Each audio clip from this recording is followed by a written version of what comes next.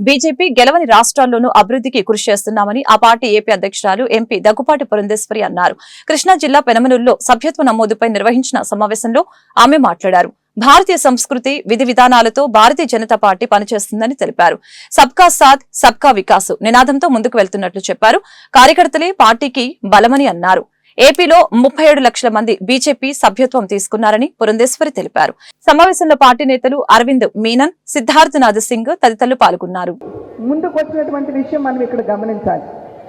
1984లో 2 సభ్యులు ఉంటే 89లో 85 మంది పార్లమెంట్ సభ్యుల్ని గెలిపించుకోగలిగాం. 91లో 120 మందిని గెలిపించుకోగలిగాం.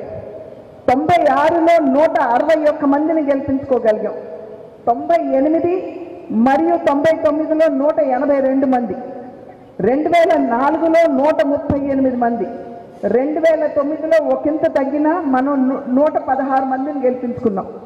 2014లో మనందరికీ తెలుసు 282 మంది, 2019లో 303, ఈసారి 2024 ఎన్నికల్లో 240. కనుక క్రమక్రమంగా భారతీయ జనతా పార్టీ తన బలాన్ని పెంచుకుంటూ వస్తున్నటువంటి నేపథ్యం.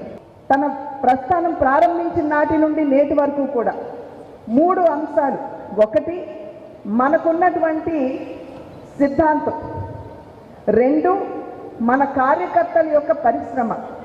3, నేను ఇందాక చెప్పినట్లుగా సామాన్య ప్రజలతోటి పార్టీ మమేకం అవ్వడం. ఏక్ దేశ్ మే దో నిషాన్ దో ప్రధాన్ దో సంవిధాన్ నహీ హో సక్తే అని చెప్పి శ్యామా ప్రసాద్ ముఖర్జీ గారు ఆనాడు నినదించి వారు బలిదానం కూడా చేయటం జరిగింది. దానికి అనుగుణంగానే ఇవాళ నరేంద్ర మోడీ గారి నాయకత్వంలో అధికరణ 370ని తొలగించి జమ్మూ కాశ్మీర్ని ఇవాళ మన భారతదేశంలో భూభాగంగా మనం చాటుకున్నాం. అదేవిధంగా 500 సంవత్సరాల కళ, సుదీర్ఘమైనటువంటి కళ రామ మందిర నిర్మాణం, దాన్ని ఈరోజు నరేంద్ర మోడీ గారి నాయకత్వంలో ఆ కళని కూడా ఇవాళ మనం సాకారం చేసుకోవడం జరిగింది. అదేవిధంగా సిఏఏ కావచ్చు, లేదా వక్ఫ్ బోర్డులో కావలసినటువంటి మార్పులు కావచ్చు, ట్రిపుల్ తలాక్ నిర్మూలన కావచ్చు, ఇవన్నీ కూడా మన పార్టీ ఆది నుండి విశ్వసిస్తున్న